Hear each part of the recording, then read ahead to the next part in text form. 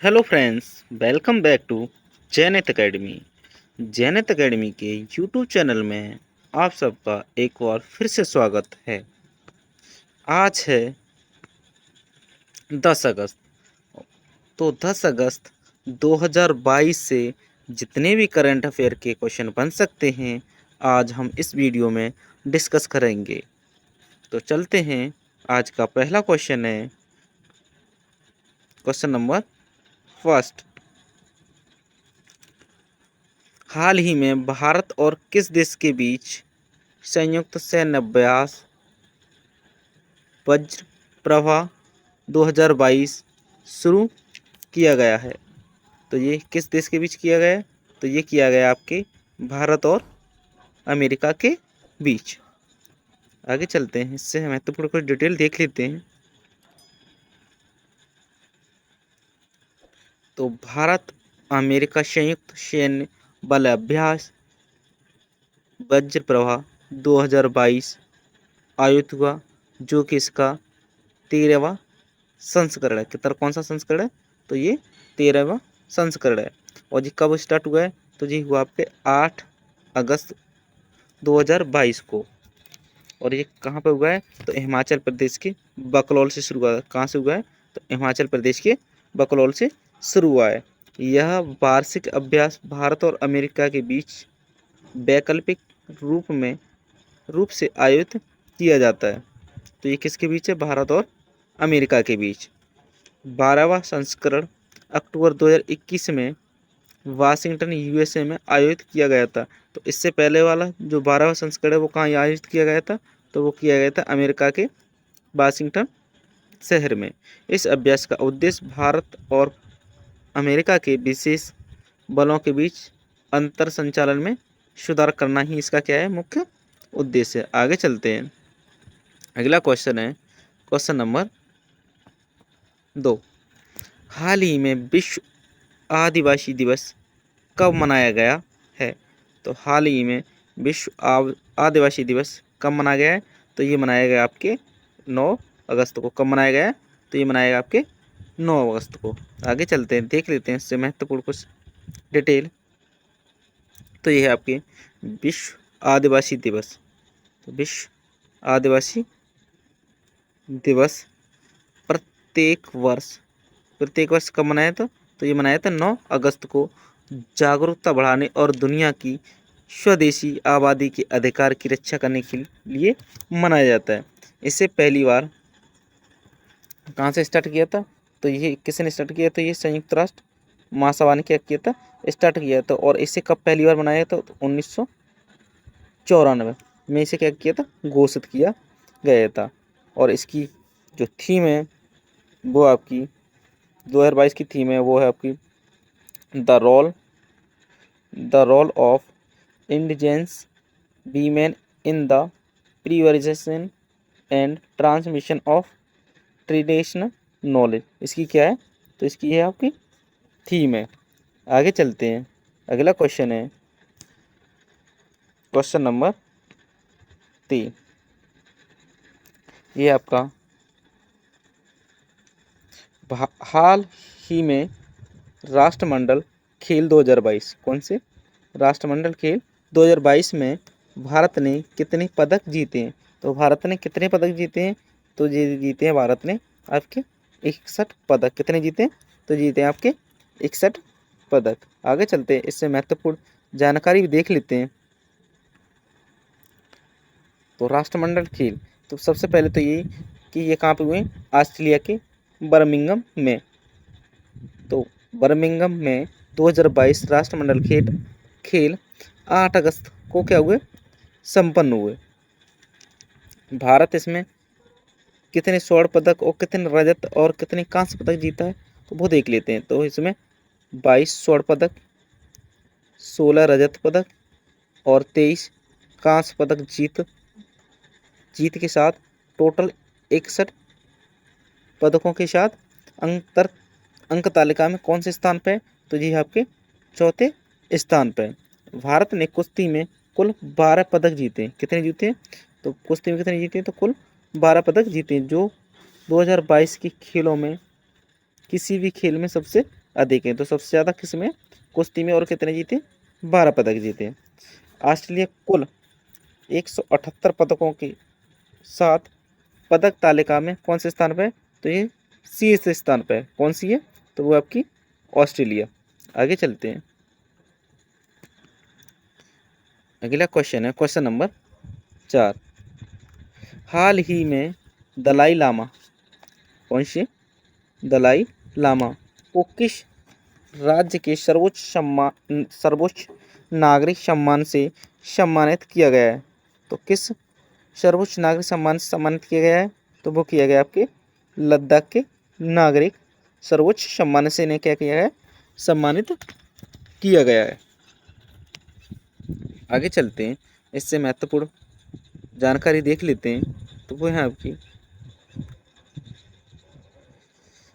तिब्बती आध्यात्मिक नेता दलाई लामा को लद्दाख के सर्वोच्च नागरिक सम्मान डी पॉल आर एन गम दोस्तान पुरस्कार से क्या किया, इन्हें सम्मानित किया गया। उन्हें मानवता के लिए उनके अपार योगदान के लिए सम्मानित किया। किसके लिए, मानवता के लिए अपार योगदान के लिए इन्हें क्या किया, सम्मानित किया गया। यह पुरस्कार लद्दाख स्वायत्त पहाड़ी विकास परिषद, कौन सी, लद्दाख स्वायत्त विकास परिषद, शॉर्ट में से बोलते हैं LHDC लेह द्वारा प्रदान किया गया है। यह पुरस्कार लद्दाख के नायकों के उल्लेखनीय योगदान और उपलब्धि के उत्सव का क्या है, ये प्रतीक है। आगे चलते हैं, अगला क्वेश्चन है क्वेश्चन नंबर 5। देख लेते हैं, हाल ही में आज़ादी के 75 वर्ष पूरे होने के उपलक्ष्य में किसके द्वारा इंडिया की उड़ान लॉन्च किया गया है, तो इंडिया की उड़ान लॉन्च किसके द्वारा किया गया है, तो ये किया गया आपके गूगल, किसके द्वारा की गई है, तो ये की गई है गूगल के द्वारा। आगे चलते हैं, इससे महत्वपूर्ण जानकारी भी देख लेते हैं।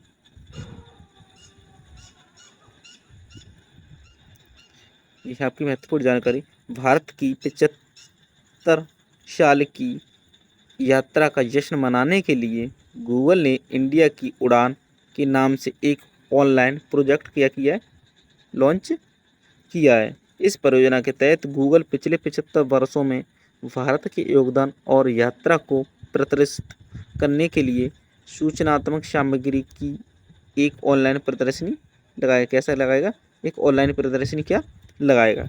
इसे 5 अगस्त 2022 को नई दिल्ली में क्या किया जाए, आयोजित, और कब किया गया, 5 अगस्त 2022 को दिल्ली में इसे क्या किया जाएगा, आयोजित किया जाएगा। आयोजित एक कार्यक्रम में केंद्रीय संस्कृति और पर्यटन मंत्री कौन, किशन रेड्डी, कौन, किशन रेड्डी, इनके पास कौन से 2 पद हैं, तो ये हैं आपके केंद्रीय सांस्कृतिक और पर्यटन मंत्री, ये कौन है, किशन रेड्डी द्वारा इस चीज़ को क्या किया जाएगा, इस प्रोजेक्ट को क्या किया जाएगा, लॉन्च किया जाएगा। आगे चलते हैं, अगला क्वेश्चन है क्वेश्चन नंबर 6। हाल ही में किसके द्वारा हिम ड्रोन ए थॉन कार्यक्रम शुरू किया जाएगा, कौन से कार्यक्रम, हिम ड्रोन ए थॉन कार्यक्रम शुरू किया जाएगा। तो ये किसके द्वारा शुरू किया जाएगा, तो ये किया जाएगा आपकी भारतीय सेना के द्वारा। आगे चलते हैं, इससे महत्वपूर्ण डिटेल देख लेते हैं। तो भारतीय सेना ने ड्रोन फेडरेशन ऑफ इंडिया, कौन सा, ड्रोन फेडरेशन ऑफ इंडिया के सहयोग से 8 अगस्त 2022, कौन सा, 8 अगस्त 2022 को हिम ड्रोन ए थॉन कार्यक्रम शुरू किया है। इसका उद्देश्य फ्रंट लाइन सैनिकों की आवश्यकता को पूरा करने के लिए अग्रणी ड्रोन क्षमताओं को विकसित करने हेतु भारतीय ड्रोन कार्यतंत्र को अवसर प्रदान करना, ये इसका क्या है, मुख्य उद्देश्य है। पहले चरण में हिमालय में सेना के संचालन में उपयोग के लिए ड्रोन विकसित किए जाएंगे। क्या विकसित किए जाएंगे, तो ड्रोन विकसित किए जाएंगे। आगे चलते हैं, अगला क्वेश्चन है क्वेश्चन नंबर 7। हाल ही में आरबीआई द्वारा गैर बैंकिंग वित्तीय कंपनी, कौन सी गैर बैंकिंग वित्तीय कंपनी माइक्रो फाइनेंस इंस्टीट्यूशंस के लिए स्पंदना स्फूर्ति फाइनेंशियल लिमिटेड, कौन सी स्पंदना स्फूर्ति फाइनेंशियल लिमिटेड पर कितने करोड़ का जुर्माना लगाया गया है? तो ये कितने करोड़ का जुर्माना लगाया गया? तो ये किया लगाया गया आपके 2.33 करोड़ रुपए का। कितने का? 2.33 करोड़ रुपए का। आगे चलते हैं, इससे महत्वपूर्ण जानकारी भी देख लेते हैं। तो यही रही आपकी इससे महत्वपूर्ण जानकारी। भारतीय रिजर्व बैंक, जिसे बोलते हैं शॉर्ट में आरबीआई, ने गैर बैंकिंग वित्तीय कंपनी माइक्रो फाइनेंस इंस्टीट्यूशंस के लिए क्रेडिट दिशा निर्देशों के मूल्य निर्धारण का पालन करने में विफलता के लिए हैदराबाद स्थित, कहाँ पर स्थित है ये? तो ये स्थित आपकी हैदराबाद में स्थित स्पंदना स्फूर्ति फाइनेंशियल लिमिटेड, कौन सी स्पंदना स्फूर्ति फाइनेंशियल लिमिटेड पर 2.33 करोड़ रुपए का क्या लगाया? जुर्माना लगाया है। भारतीय रिजर्व बैंक अधिनियम 1934 के प्रावधानों के तहत आरबीआई में नियत शक्तियों का प्रयोग करते हुए जुर्माना लगाया गया है। तो कौन सा अधिनियम है? तो भारतीय रिजर्व बैंक अधिनियम 1934 के तहत। आगे चलते हैं, अगला क्वेश्चन है क्वेश्चन नंबर 8। हाल ही में पावर ग्रिड कॉरपोरेशन लिमिटेड, कौन सी पावर ग्रिड कॉरपोरेशन लिमिटेड ने किसे अपने नए सीएफओ के रूप में नियुक्त किया है? तो ये किसे किया है? तो ये आपकी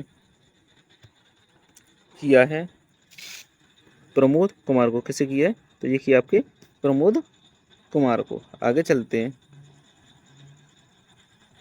इससे महत्वपूर्ण जानकारी देख लेते हैं। तो power grid corporation of India limited, कौन सी power grid corporation of India limited ने प्रमोद कुमार को कंपनी का मुख्य वित्तीय अधिकारी सीएफओ किसे नियुक्त किया है? तो ये किया आपको प्रमोद कुमार को। नए पद पर नियुक्ति से पहले कुमार ने पावर ग्रिड कॉरपोरेशन के कार्यकारी निदेशक के रूप में कार्य किया है। पावर ग्रिड की स्थापना 1989 कब हुई है? 1989 में हुई थी और इसका मुख्यालय आपके, तो इसका जो मुख्यालय वो आपके गुड़गांव में।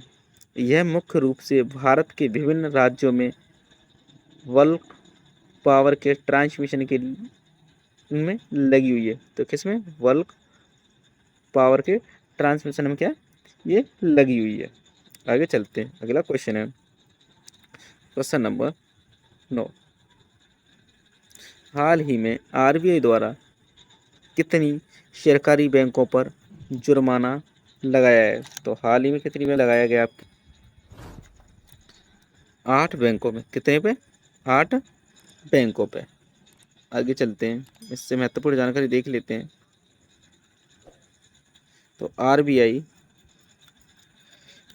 नियामक अनुपालन में कर्मियों के लिए 8 सहकारी बैंकों पर मौद्रिक जुर्माना लगाया। कितनी बैंकों पर? तो 8 बैंकों पर मौद्रिक जुर्माना लगाया गया। 8 बैंक कौन सी हैं? पहली आपकी छत्तीसगढ़ राज्य सहकारी बैंक, दूसरी आपकी गोवा राज्य सहकारी बैंक, तीसरी आपकी गढ़ सहकारी बैंक, चौथी आपकी यवतमाल शहरी सहकारी बैंक, पांचवी आपकी जिला सहकारी बैंक, छठवीं आपकी वरुद सहकारी बैंक। आगे नेक्स्ट 7वीं आपकी इंदापुर सहकारी बैंक और लास्ट आपकी साड़ा शहरी सहकारी बैंक। ये आपकी 8 बैंक है, इन पर क्या है? जुर्माना लगाया गया। आगे चलते हैं, अगला क्वेश्चन है क्वेश्चन नंबर 10। हाल ही में पीएनबी एचएफसी उन्नति पोर्टफोलियो ने कितने लाख रुपए का किफ़ायती ऋण प्रदान करने की घोषणा की है? तो कितने की है? तो ये की है आपकी 9 से 12 लाख रुपए, कितना, 9 से 12 लाख रुपए किफायती ऋण प्रदान करने की क्या की है, घोषणा की है। आगे चलते हैं, इससे महत्वपूर्ण बात देख लेते हैं। पीएनबी हाउसिंग फाइनेंस उन अपने उन्नति ऋण पोर्टफोलियो में सुधार कर रहा है ताकि किफायती आवास खंड में उन ग्राहकों पर विशेष ध्यान दिया जा सके जिन्हें 9 से 12 लाख रुपए के ऋण की क्या है, आवश्यकता है। पीएनबी हाउसिंग ने उन्नति के तहत एक छोटा खंड बनाया है जो कि किफायती आवास ऋण के रूप में मौजूदा 18 से 19 लाख रुपए से अलग होगा। पीएनबी ने 140 जिलों की पहचान की है और उनकी मैपिंग की है जहां वह उन्नति के इस खंड के तहत उत्पादनों की क्या कर सकता है, पेशकश करता है। तो कितने पीएनबी ने कितने जिले देखे, तो भी आपके देखिए 140 जिले। आगे चलते हैं, अगला क्वेश्चन है क्वेश्चन नंबर 11। अक्टूबर 2022 में 12वां डिफेंस एक्सपो कहाँ आयोजित होगा, तो ये कहाँ आयोजित होगा, तो ये होगा आपके गुजरात राज्य में। कहाँ हुआ, तो ये होगा आपके गुजरात राज्य में। आगे चलते हैं, अगला इससे संबंधित महत्वपूर्ण तथ्य भी देख लेते हैं। तो ये डेफ एक्सपो का 12वां संस्करण 18 से 22 अक्टूबर 2022 के बीच गुजरात के गांधीनगर में हुआ। तो कहाँ होगा जी, गुजरात के गांधीनगर में। और ये कौन सा संस्करण है, तो ये आपके 12वां संस्करण है और होगा कब, 18 से 22 अक्टूबर 2022 के बीच गुजरात के गांधीनगर में। डेफ एक्सपो भूमि नौसेना और मातृभूमि सुरक्षा प्रणाली पर एशिया की सबसे बड़ी क्या है, ये प्रदर्शनी है। एशिया की क्या है, सबसे बड़ी प्रदर्शनी है। डेफ एक्सपो 2022 की थीम है आपकी पाथ टू प्राइड। क्या है, path to pride. Deaf expo परंपरागत रूप से 2014 तक दिल्ली में आयोजित किया गया था। कब तक, 2014 तक दिल्ली में आयोजित किया गया था। इसके बाद इसे नए स्थानों गोवा में कब स्टार्ट किया, तो ये किया 2016 में, चेन्नई 2018, लखनऊ 2020 में आयोजित किया गया था। आगे चलते हैं, अगला क्वेश्चन है क्वेश्चन नंबर 12। हाल ही में केंद्र सरकार द्वारा लोकसभा में किस विधेयक को पेश किया गया है। हाल ही में केंद्र सरकार द्वारा लोकसभा में विधेयक बोल दिया मैंने, किस विधेयक को पेश किया गया है, तो ये किसे किया गया है, तो ये किया है विद्युत संशोधन विधेयक 2022। किसे, विद्युत संशोधन विधेयक 2022 को क्या केंद्र सरकार द्वारा लोकसभा में क्या किया है, इसे पेश किया गया है। आगे चलते हैं, इससे महत्वपूर्ण तथ्य देख लेते हैं। तो ये आपके अगस्त 2022 में लोकसभा में विद्युत आपूर्तिकर्ताओं के वितरण नेटवर्क के लिए गैर भेदभावपूर्ण खुली पहुंच की अनुमति के लिए विद्युत अधिनियम में संशोधन करने के लिए एक विधेयक क्या किया है, पेश किया है। विद्युत संशोधन अधिनियम 2022 को विद्युत मंत्री आर के सिंह, विद्युत मंत्री कौन है, तो ये आपके आर के सिंह ने क्या किया है, पेश किया है। यह वितरण लाइसेंस धारी के वितरण नेटवर्क तक गैर भेदभावपूर्ण खुली पहुंच को सुविधाजनक बनाने के लिए विद्युत अधिनियम की कौन सी धारा, तो ये आपकी 42वीं धारा में क्या किया है, संशोधन करता है।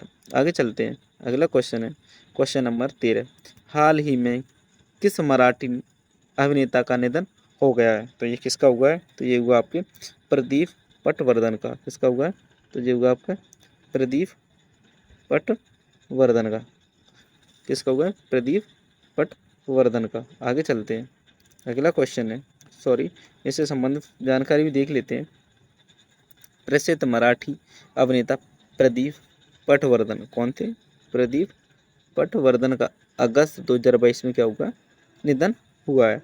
इन्हें चश्मे बहादुर, एक शोध और कौन कौन से, चश्मे बहादुर, एक शोध और मी शिवाजी राजे भोसले बोलतोय। मी शिवाजी राजे भोसले बोलतोय जैसे फिल्मों में उनके अभिनय के लिए जाना जाता है। अभिनेता ने बॉलीवुड फिल्मों में भी अभिनय किया, जिसमें अनुराग कश्यप की बॉम्बे वेलवेट भी शामिल है। तो अनुराग की कौन सी बॉम्बे वेलवेट भी शामिल है। पटवर्धन थिएटर में अपने काम के लिए प्रसिद्ध थे। मोरुचि मावासी उनका सबसे लोकप्रिय क्या है नाटक, कौन सा है? मोरुचि मावासी के उनका क्या है लोकप्रिय नाटक है। आगे चलते हैं, अगला क्वेश्चन है क्वेश्चन नंबर 14। हाल ही में समुद्रयान मिशन समुद्र की कितने मीटर गहराई में इंसानों के भेजने की योजना बना रहा है? तो कितने मीटर अंदर भेजने की योजना बना रहा है? तो ये आपके बना रहा है 6000 मीटर। कितने? 6000 मीटर अंदर भेजने की क्या बना रहा है? योजना बना रहा है। आगे चलते हैं, इससे महत्वपूर्ण जानकारी आप देख लेते हैं। गहरे समुद्र के पानी का पता लगाने के लिए केंद्र जल्द ही समुद्रयान नामक एक मेगा महासागर मिशन चला रहा है। कौन सा मिशन? समुद्रयान। समुद्रयान का उद्देश्य 3 इंसानों को समुद्र में 6000 मीटर की गहराई, कितनी? 6000 मीटर की गहराई तक ले जाने के लिए एक स्वचालित मानवयुक्त पनडुब्बी, कौन सी? एक स्वचालित मानवयुक्त पनडुब्बी विकसित करना है, जिसमें गहरे समुद्र की खोज के लिए वैज्ञानिक सेंसर और उपकरणों का एक सूट है। इसमें 12 घंटे की परिचालन अवधि निर्धारित है। कितने की? तो इसमें 12 घंटे की परिचालन अवधि क्या है? निर्धारित है। आगे चलते हैं, अगला क्वेश्चन है क्वेश्चन नंबर 5। हाल ही में ओपन नेटवर्क फिर डिजिटल कॉमर्स में शामिल होने वाली पहली कंपनी कौन सी बनी है? तो ये पहली कंपनी कौन सी बनी है? तो ये बनी है आपकी माइक्रोसॉफ्ट। कौन सी बनी है? तो ये बनी है आपके माइक्रोसॉफ्ट। यहीं पे आप इससे महत्वपूर्ण जानकारी देख लेते हैं। तो Microsoft open network for digital commerce, इस शॉर्ट में ONDC में शामिल होने वाली पहली बड़ी टेक कंपनी बन गई है। ONDC एक भारत सरकार समर्थित मंच है, जिसे सभी ई कॉमर्स कंपनी को एक समान अवसर प्रदान करने के लिए बनाया गया है। ONDC के माध्यम से इसका भारतीय बाजार में सोशल ई कॉमर्स को पेश करने का इरादा है। यह भारत में एक शॉपिंग ऐप भी लॉन्च करेगी, जो ONDC के नेटवर्क पर क्या होगा? उपलब्ध होगी। आगे चलते हैं, तो ये करंट अफेयर 10 अगस्त के जितने महत्वपूर्ण क्वेश्चन थे वो हो चुके हैं, और ये 9 अगस्त 2022 की पिछली वीडियो का रिवीजन है। तो देख लेते हैं क्विक रिवीजन। हाल ही में CSIR की पहली महिला महानिदेशक कौन बनी है? तो ये बनी है नल्ला थम्बी कलाई सेल्वी। कौन बनी है? नल्ला थम्बी कलाई सेल्वी बनी है। आगे चलते हैं, अगला क्वेश्चन है क्वेश्चन नंबर 2। हाल ही में अंतर्राष्ट्रीय शतरंज महासंघ के उपाध्यक्ष के रूप में किसे नियुक्त किया है? तो ये किसे नियुक्त किया है? तो ये किया आपके आनंद विश्वनाथ को। किसे? आनंद विश्वनाथ को। आगे चलते हैं, अगला क्वेश्चन है क्वेश्चन नंबर 3। हाल ही में भारतीय मुक्केबाज निकहत जरीन ने राष्ट्रमंडल खेल 2022 में कौन सा पदक जीता है? तो इन्होंने जीता आपका स्वर्ण पदक। कौन सा जीता है? स्वर्ण पदक। आगे चलते हैं, अगला क्वेश्चन है क्वेश्चन नंबर 14। हाल ही में भारतीय एल्डोस पॉल ने राष्ट्रमंडल खेल 2022 में कौन सा पदक जीता है? तो इन्होंने कौन सा पदक जीता है? तो इन्होंने जीता आपका स्वर्ण पदक। आगे चलते हैं, अगला क्वेश्चन है क्वेश्चन नंबर 5। हाल ही में RBI द्वारा किस बैंक पर धोखाधड़ी के वर्गीकरण और रिपोर्टिंग पर निर्देशों के उल्लंघन के लिए 32 लाख रुपए का जुर्माना लगाया गया है। तो ये किसे लगाया गया है? तो ये लगाया आपकी इंडियन बैंक को। किसे लगाया? इंडियन बैंक को। आगे चलते हैं। हाल ही में फ्रांस सरकार द्वारा night of the order of the merit से सम्मानित किया है। तो ये किसे सम्मानित किया है? ये किया आपकी सुंदरम को। किसे किया? सुंदरम को। आगे चलते हैं। अगला क्वेश्चन है क्वेश्चन नंबर 7। हाल ही में किस राज्य ने अगले शैक्षणिक वर्ष से उच्च शिक्षा में 100% NEP लागू करने की क्या की है? घोषणा की। तो ये किसने की है? तो ये की है आपकी गोवा ने। किसने की? गोवा ने। आगे चलते हैं। अगला क्वेश्चन है क्वेश्चन नंबर 8। हाल ही में किसकी अध्यक्षता में नीति आयोग की गवर्निंग काउंसिल की 7वीं बैठक हुई है? तो ये किसकी अध्यक्षता में हुई है? तो ये हुई आपकी प्रधानमंत्री मोदी की अध्यक्षता में। आगे चलते हैं। अगला क्वेश्चन है क्वेश्चन नंबर 9। हाल ही में एशिया के ITU का क्षेत्रीय मानवीकरण फोरम कब से शुरू होने वाला है? तो ये कब से शुरू होने वाला है? तो ये होने वाला है आपके 9 अगस्त से। आगे चलते हैं। अगला क्वेश्चन है क्वेश्चन नंबर 10। हाल ही में किसके द्वारा घोषणा की गई कि SSLV द्वारा लॉन्च किए गए उपग्रह अब प्रयोग करने योग्य नहीं है? तो ये किसने कहा है? तो ये किया आपके DRDO ने। आगे चलते हैं। अगला क्वेश्चन है क्वेश्चन नंबर 11। हाल ही में भारत के 75वें ग्रैंड मास्टर कौन बने? तो ये बने आपकी प्रणव। कौन बने? प्रणव। आगे चलते हैं। अगला क्वेश्चन है क्वेश्चन नंबर 12। हाल ही में गुस्तावो पेट्रो किस देश के पहले वामपंथी राष्ट्रपति बने? तो ये बने आपके इसके कोलंबिया के। आगे चलते हैं। अगला क्वेश्चन है क्वेश्चन नंबर 13। हाल ही में राष्ट्रमंडल खेल 2022 में PV सिंधु ने महिला सिंगल्स फाइनल में कौन सा पदक जीता है? तो इन्होंने महिला सिंगल फाइनेंस में स्वर्ण पदक जीता। कौन सा पदक? स्वर्ण पदक। आगे चलते हैं। अगला क्वेश्चन है क्वेश्चन नंबर 14। हाल ही में पैरा टेबल टेनिस खिलाड़ी भाविना पटेल ने राष्ट्रमंडल खेल 2022 में कौन सा पदक जीता है? तो इन्होंने कौन सा जीता है? तो इन्होंने जीता आपका स्वर्ण पदक। आगे चलते हैं। अगला क्वेश्चन है क्वेश्चन नंबर 15 और ये आप लास्ट क्वेश्चन। हाल ही में राष्ट्रमंडल खेल 2022 में सागर अहलावत ने मुक्केबाजी में कौन सा पदक जीता है? तो ये जीता आपकी रजत पदक। कौन सा पदक जीता है? तो ये जीता आपकी रजत। को वीडियो पसंद आई हो तो ज़्यादा से ज़्यादा शेयर करें और हमारे चैनल को सब्सक्राइब करें, जिससे आने वाली वीडियो का नोटिफिकेशन आपको समय से मिल सके। धन्यवाद। जय हिंद दोस्तों।